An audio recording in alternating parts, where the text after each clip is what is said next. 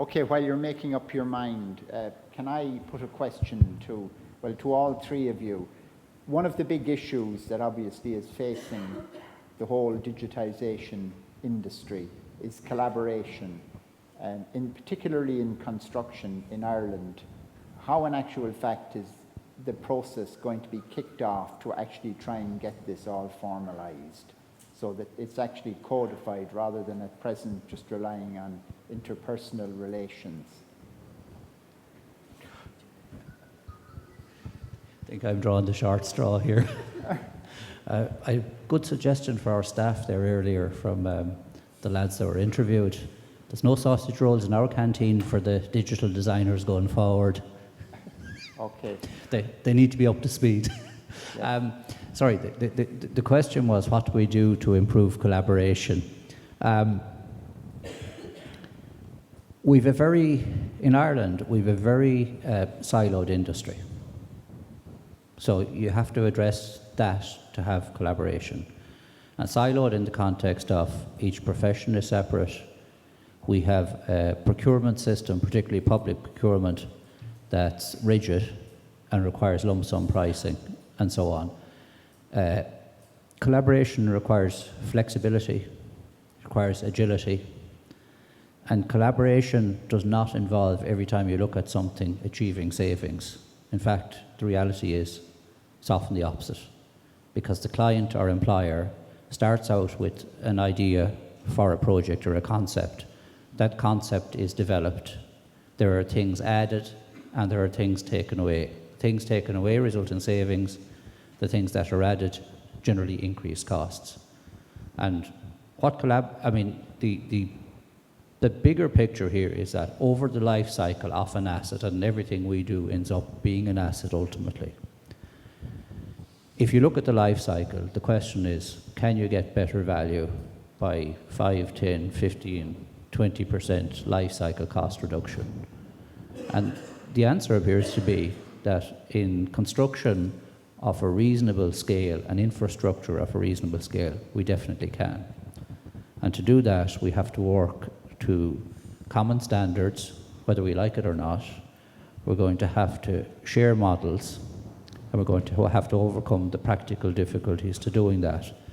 That includes dealing with things like liabilities, insurances, educating the people who work in this space better, working with our clients and employers so that they have a much better understanding of the digital world. Our systems in Ireland are set up for a non-digital world. Yes. So the big adjustment is recognise where we need to get to and then put in place the steps that get us there. Now, the designer is one part of that equation.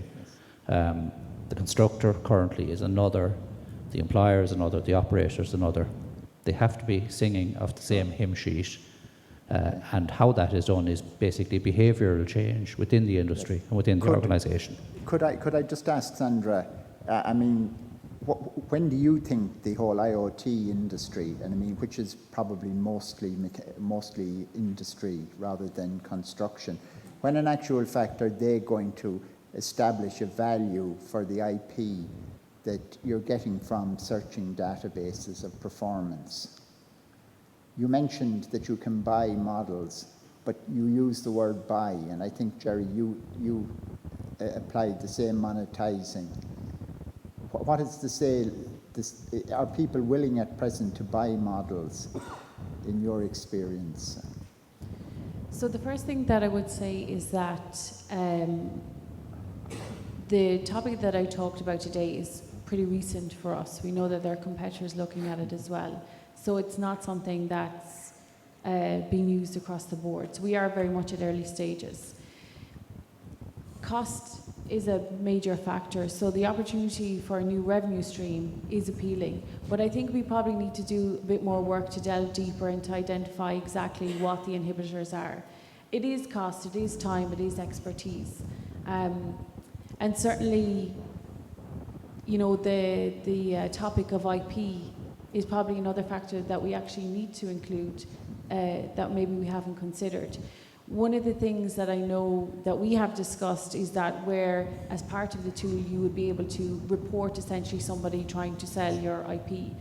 But probably what is coming up also, is that we need to go further down that road. So we are looking to work with people in this sector to actually understand what your perspective is, what would take for you to get involved, what you would need to see, what your inhibitors are.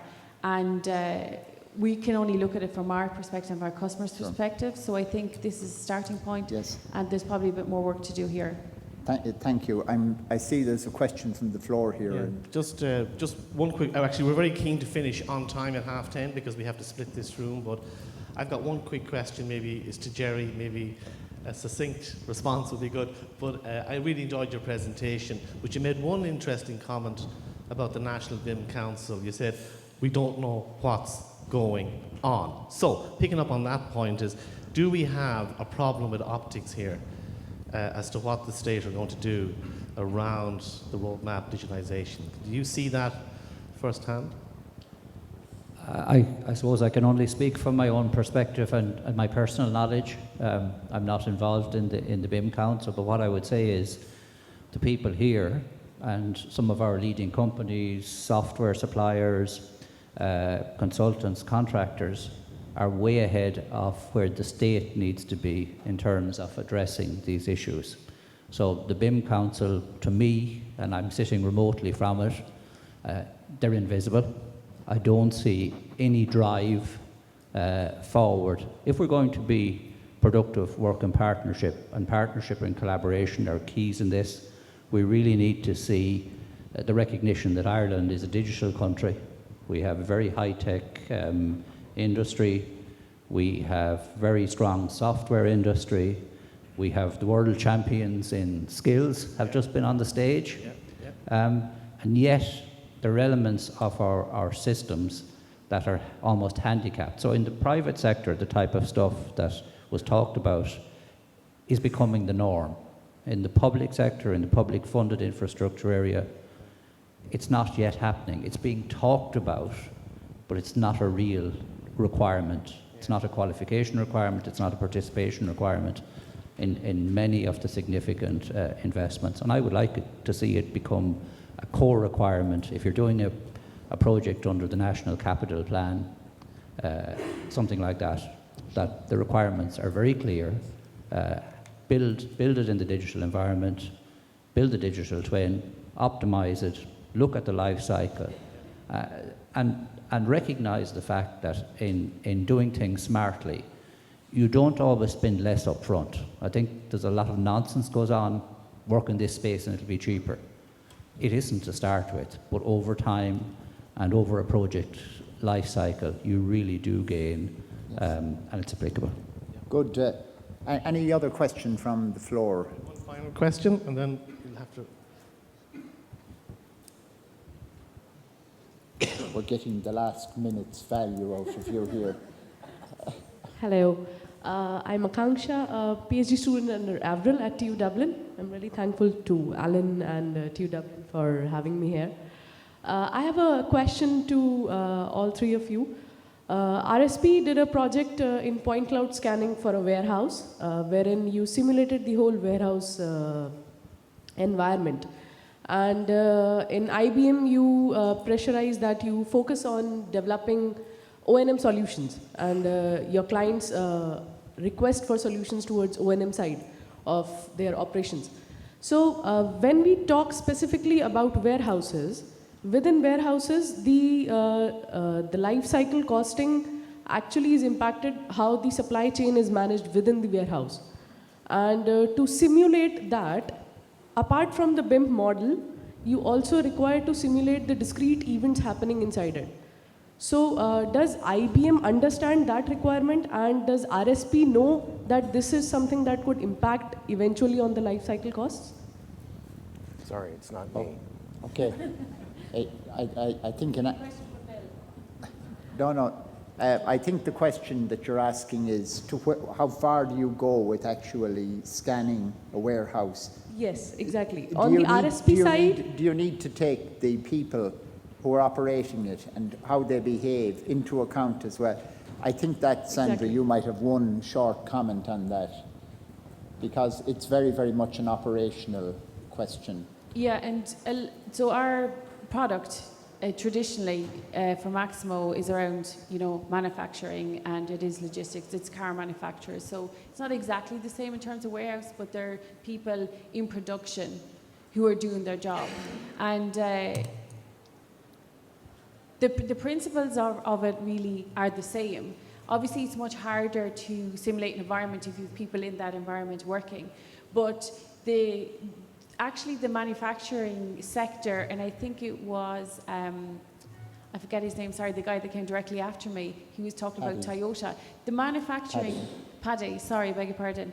So a lot of what we do in software actually is taken from the manufacturing sector, from Toyota, from the work that they actually do on the production lines in terms of lean and agile. And so we apply a lot of what they currently do.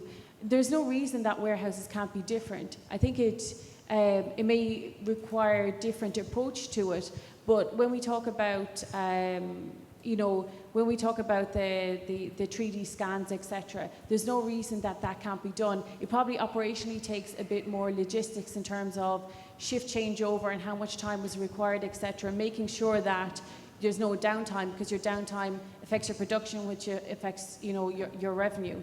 So there's no reason it should be any different. The technology is there. It's just more so, I think, probably the operational processes that I would say. I think you've picked on a topic for next year's conference. Okay, with that. And she's volunteering to present next year, I heard. I'm going to bring the morning's session to an end. And I want to thank you all for your attention, and thank the presenters, Sandra, Jerry, Bill and Paddy, and of course our winning team here who are the stars of the occasion. Thank you.